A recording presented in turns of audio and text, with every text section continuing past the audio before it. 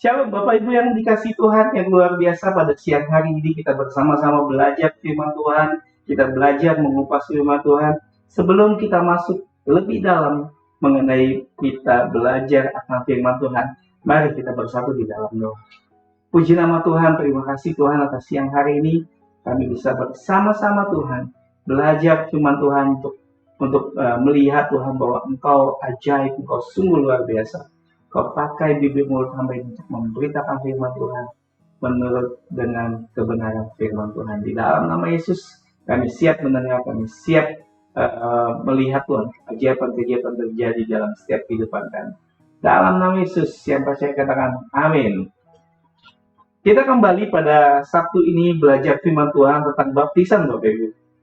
Saya percaya bahwa semuanya dalam keadaan baik saat ini. Saya percaya semua dalam keadaan sukacita pada siang hari ini. Mari kita belajar firman Tuhan pada siang hari ini. Haleluya. Kita tahu, kita akan membahas baptisan pada minggu ini. Di situ dikatakan, janganlah kita meletakkan lagi dasar pertobatan dari perbuatan-perbuatan yang sia-sia. Jangan kita melihat atau memahami sesuatu konteks Alkitab, konteks baptisan ini dari cara orang berbicara, tetapi kita belajar firman Tuhan ini dari pembelajaran untuk mengaitkan semuanya di dalam firman Tuhan. Ajaran tentang bermacam-macam baptisan itu termasuk salah satunya asas-asas pertama dari ajaran tentang Kristus. Di dalam Alkitab kita mengenal 5 macam baptisan Bapak Ibu. Yang pertama itu baptisan Yohanes, yang kedua baptisan kelahiran baru, baptisan air, baptisan pertobatan, dan baptisan penderitaan.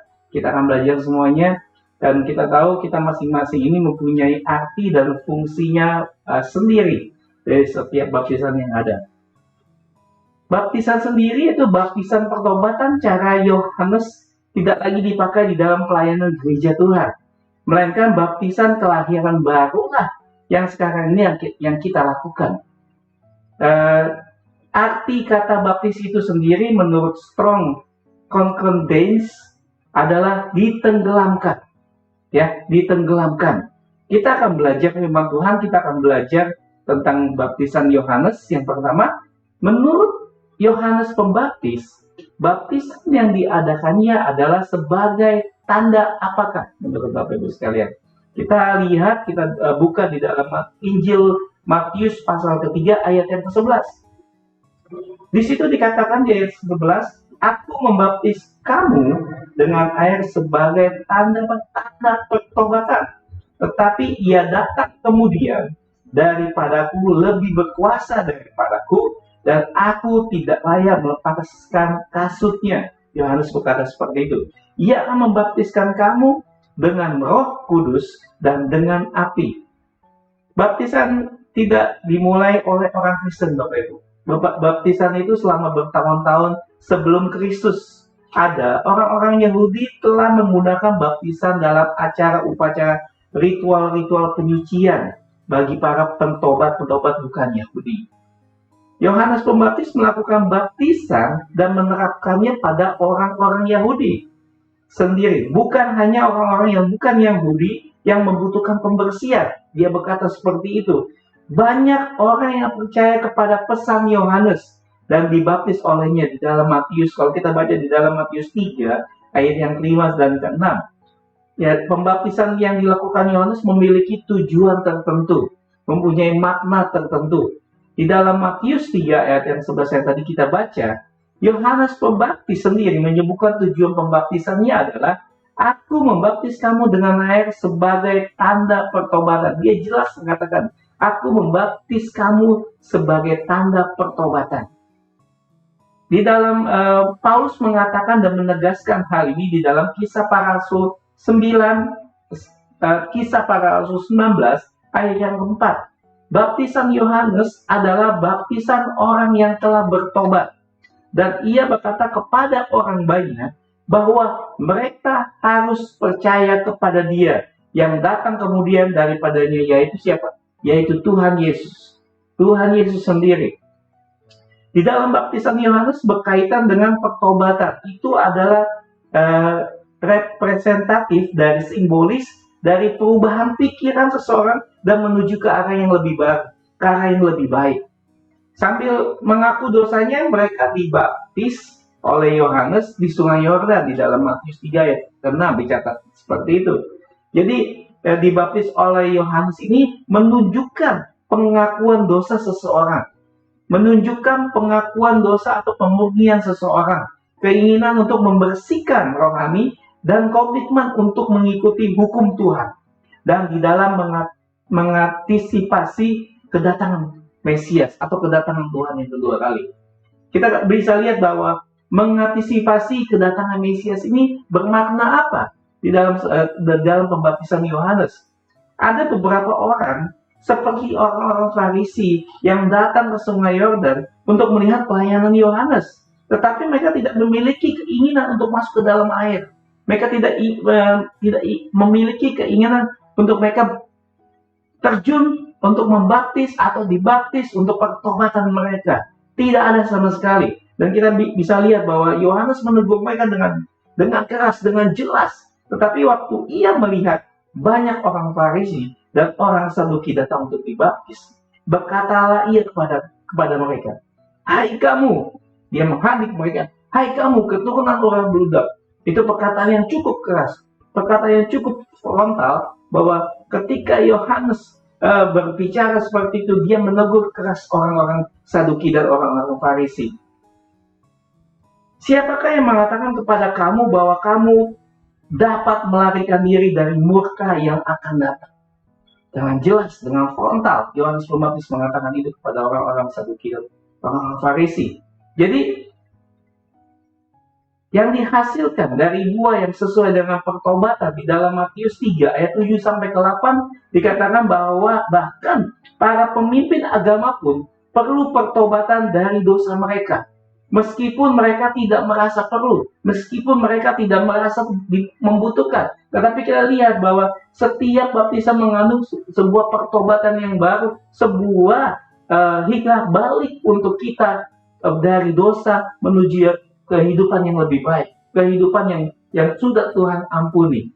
Tetapi kita lihat, baptisan Kristen saat ini juga melambangkan pertobatan, melambangkan pembersihan, dan melambangkan komitmen kita. Tetapi Yesus memberikan penekanan yang berbeda. Kita lihat, baptisan Kristen adalah tanda identifikasi seseorang dengan kematian, penguburan, dan kebangkitan Kristus.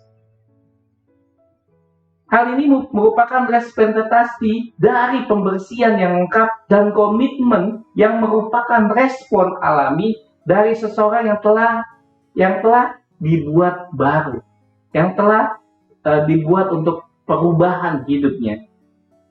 Jadi pengorbanan Yesus di atas kayu salib itu tentang penghapusan dosa-dosa kita sepenuhnya, dan kita dibangkitkan ke dalam kehidupan yang baru yang diberdayakan oleh Roh Kudus. Di dalam 2 Korintus 5 ayat 17 sampai 21, Roma 6 ayat 1 sampai 11. Silakan Bapak Ibu buka, Bapak Ibu baca sambil merenungkan firman Tuhan tentang arti baptisan yang Tuhan Yesus sampaikan. Dengan baptisan Yohanes, seseorang bertobat dari dosa, dan oleh karena itu siap apa? Siap untuk menaruh imannya kepada Yesus Kristus. Siap menaruh pengharapannya kepada Yesus Kristus. Siap apa? Siap untuk memberikan hidupnya kepada Tuhan Yesus Kristus. Baptisan Yohanes ini menubuatkan apa yang akan dicapai oleh Yesus. Sama seperti sistem pengorbanan di dalam perjanjian lama. Sistem pengorbanan di dalam perjanjian lama ini apa maksudnya? Yohanes mempersiapkan jalan bagi Kristus dengan memanggil orang-orang untuk mengakui dosa dan kebutuhan mereka akan keselamatan. Sebelum Tuhan Yesus, Yohanes membukakan jalan. Untuk apa? Untuk jalan bagi orang-orang, untuk mengakui dosa mereka, untuk kebutuhan mereka, dengan keselamatan yang Tuhan akan beri, yang Tuhan akan kasih. Jadi pembaptisannya adalah sebuah upacara. Kalau dikatakan atau diasumsikan, pembaptisannya adalah sebuah upacara penyucian yang dimaksudkan untuk mempersiapkan hati orang-orang untuk menerima juru selamat mereka. Coba kita lihat di dalam Kisah Rasul 19 ayat yang keempat. Saya bacakan untuk Bapak Ibu sekalian. Di ayat keempat dikatakan, kata Paulus, baptisan Yohanes adalah baptisan orang yang telah bertobat. Dan ia berkata kepada orang banyak bahwa mereka harus percaya kepada dia. Yang datang kemudian daripadanya yaitu Yesus Tuhan. Kata baptisan ini diambil dari bahasa Yunani yaitu baptiso, yang artinya menyelamkan atau mencelupkan. Kendati begitu banyak arti tersebut sifatnya tidak baku, sebab kata baptis ini bisa juga diartikan sebagai membasuh atau membersihkan dengan air. Berdasarkan Roma 6 ayat yang 1-6 dikatakan dibaptis berarti mati dan bangkit bersama Kristus. Itu adalah inti baptisan seseorang kekristenan. Di dalam berdasarkan Roma 6 ayat 1-6 dikatakan dibaptis berarti mati dan bangkit bersama Kristus. Sebagaimana Kristus telah mati dan bangkit dari antara orang yang mati, demikian pula umat Kristen memiliki iman sejati di dalam dia. Dia akan hidup di dalam hidup yang baru. Di dalam Roma 6 ayat 5 dikatakan hidupmu yang lama digantikan dengan kehidupan yang baru oleh Tuhan Yesus Kristus. Dia sendiri yang memberikan pengampunan, dia sendiri yang mati berkorban untuk kita, supaya kita mau dibaptis menurut Tuhan sudah berikan contoh yang baik pada kita semua bagi orang yang percaya bahwa iman sejati di dalam dia, kita akan hidup di dalam hidup yang apa? Yang baru. Ketika kita dibaptis, kehidupan yang lama kita tinggalkan, kita akan hidup dengan hidup yang baru. Kita akan hidup dengan pola hidup yang Tuhan tentukan, jalan hidup yang Tuhan sudah tentukan, supaya kita menjadi anak-anak Tuhan dan kita melihat bahwa kemuliaan demi kemuliaan itu ada pada kita sebagai anak-anak Tuhan yang percaya dan dibaptis oleh nama Tuhan Yesus Kristus. Adapun istilah manusia lama di dalam Alkitab Perjanjian Baru ini yang berarti menuju kepada manusia yang belum diperbaharui keadaan seseorang yang sebelumnya ataupun kehidupan yang ada di dalam dosa. Kehidupan kita berdosa sebagai umat manusia, dan Tuhan memperbarui dengan cara baptisan ini, dengan hidup baru, dicelupkan, ditenggelamkan untuk hormat kemuliaan bagi nama Allah, untuk berbalik kehidupan kita kepada untuk Sang Pencipta, yaitu Tuhan Yesus Kristus yang memberikan nyawanya dalam hidup kita supaya kita diselamatkan. Demikianlah firman Tuhan pada siang hari ini. Bapak Ibu yang dikasihi Tuhan, kita akan kembali minggu depan pada jam yang sama, jam 1 siang waktu Sydney. Sabtu depan kita akan belajar mengenai baptisan kelahiran kembali. Salam sukacita selalu. God bless you all. Tuhan Yesus memberkati.